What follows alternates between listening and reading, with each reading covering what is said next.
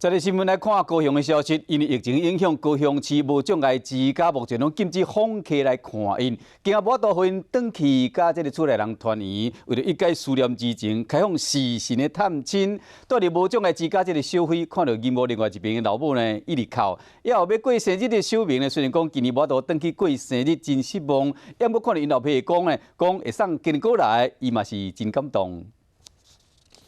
时时电话也未拨通，住伫高雄市无障碍之家的社会已经咧哭。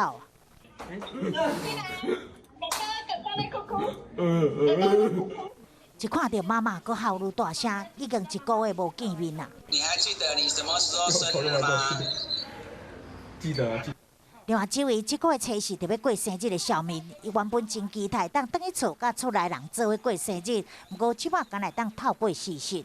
让我们爸爸明天早上会送蛋糕进去给你吃，再拜托老师喂你吃蛋糕。虽然今年的生日无法度回去厝，甲爸爸妈妈做伙过，不过爸爸讲会送生日鸡2个来，目眶红红，点头讲好。还要加一点点的阿华田。是啊，太好了，爸爸也在吃燕麦呢。 受到疫情的影响，高雄市无障碍之家全面禁止探视，原本拜6礼拜拢会回去厝的家面，即马嘛无法度回去啊。